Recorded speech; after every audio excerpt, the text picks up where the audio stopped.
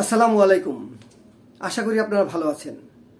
আজ আমি যে ছবিটি নিয়ে আলাপ করব সেটা কয়েকদিন আগে বাংলাদেশ প্রতিদিন পত্রিকায় ছাপা হয়েছে। তো এই যে সাত ভাই চম্পা, এই ছবিটির গান আপনারা সবাই জানেন। এ যুগের ছেলেমেয়েরা হয়তো বলতে পারে যে না আমরা জানি না। অবশ্যই গানটা বললেই তাদের মনে পড়ে যাবে। এ ছবিটি মুক্তি পায় 1968 সালে, আজকে না কিন্তু 68 সালে, তাহলে অনেক বছর আগে। তো এই ছবিটির পরিচালক ছিলেন দিলীপ সোম, কিন্তু টোটাল ছবিটা তত্ত্বাবধান করেছেন আমাদের দেশের অন্যতম এক কিংবদন্তি ছিলেন খান আতাউর রহমান। এই ছবিটির আগে একটি ছবি মুক্তি পায়, সেটা হলো রূপবান। রূপবান ছবিটি মুক্তি পায় 65 সালে। তখন এই ছবিটি নির্মাণ করেন 68 সালে।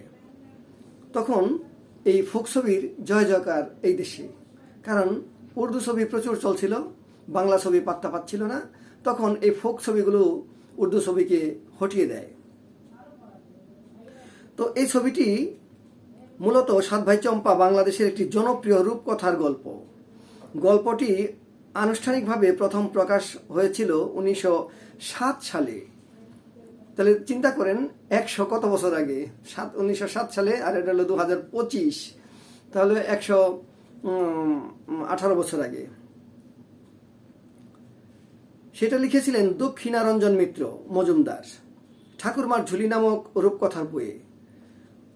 সাহিত্যে নোবেলজয়ী রবীন্দ্রনাথ ঠাকুর, আমাদের বিশ্বকবি রবীন্দ্রনাথ ঠাকুর ওই বইয়ের ভূমিকা লিখেছিলেন। 1944 সালে বিষ্ণু দে কর্তৃক গল্পটি পুনরায় বিস্তারিতভাবে সাত ভাই চম্পা নামে প্রকাশিত হয়েছিল। 1968 সালে এদেশে মুক্তি পায় সাত ভাই চম্পা। ব্রিটিশ ফিল্ম ইনস্টিটিউটের সর্বকালের সেরা 10টি বাংলা চলচ্চিত্রের মধ্যে স্থান নিয়েছে। ছবিটি নির্মাণে নেপথ্যে ছিলেন খান আতাউর রহমান।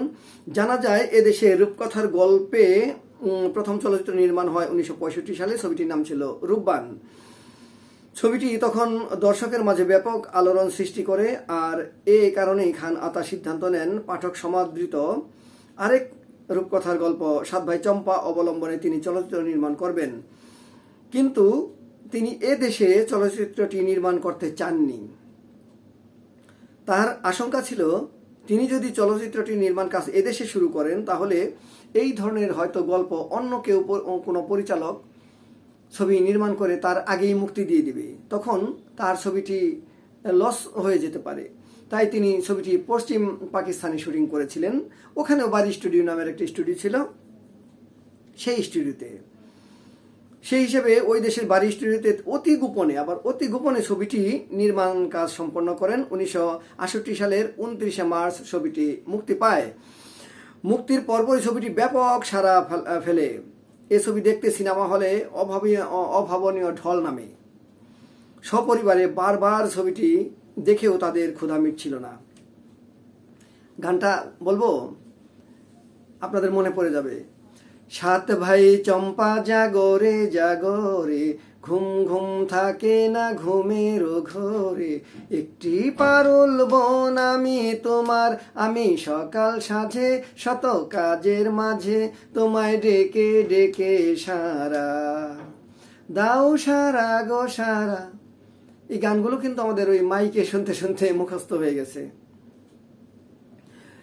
তো গানগুলো সমান জনপ্রিয়তা ছিল। খান আতা এ ছবির নেপথ্যে কারিগর হলেও চলচ্চিত্রটির পরিচালক ছিলেন দিলীপ সোম এবং তার প্রধান সহকারী পরিচালক।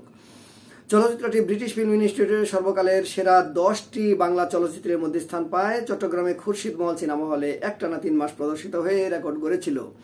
ছবিটির চিত্রনাট্য ও সংলাপ লেখেন খান আতাউর রহমান, প্রযোজনা করেন মিজানুর রহমান বুলেট, সঙ্গীত পরিচালনা করেন আমির আলী। সাত ভাইয়ের এক বোন পারুলের ভূমিকায় অভিনয় করেন কবরী।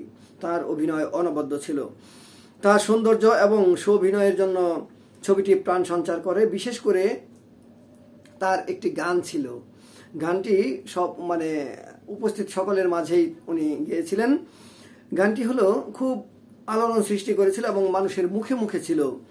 গানটি হলো শুনেন শুনেন জাহাপনা শুনেন বলি শুনেন না শুনেন বলি নতুন করে পুরাণ ঘটনা, এই ধরনের কাহিনী এই ছিল। গানের কথা ছিল, আমার সুরটা মনে নাই আর অ্যাকুরেট কথা মনে নাই। মানে এক যে ছিল রাজা, তার ছিল 7টি রানী, ছোট রানীর বাচ্চা হবে, বড় রানীরা হিংসা করে ইত্যাদি এই টাইপের। শুনেন শুনেন জাহাপনা শুনেন রানী 6 জনা শুনেন বলি নতুন করে পুরাণ ঘটনা। মনে পড়েছে এখন, মানে জাহাপনাকে বলতেছে সভাসদরা ছিল, তাদের বলতেছে রানী 6 জন ছিল, মানে বাচ্চা 7টাকে তারা পুঁতে রেখেছিল। তখন এই বাচ্চারা ফুল হয়ে ফুটেছিল। এই ঘটনাটা মানে ওই সময় ব্যাপক জনপ্রিয়তা অর্জন করে। এই ছবিটা আরও অভিনয় করেন আজিম ও সওদাগরের ভূমিকায় রোমান্টিক আবেদন সৃষ্টি করেন।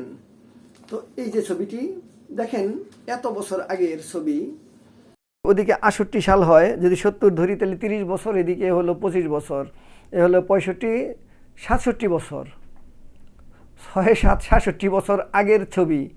কল্পনা করা যায় যে 67 না 57 বছর আগের ছবি। কল্পনা করা যায় যে এতদিন আগের ছবি নিয়ে এখনও বাংলাদেশে লেখালেখি হয় এবং হয়েছে, এই যে পরিষ্কার।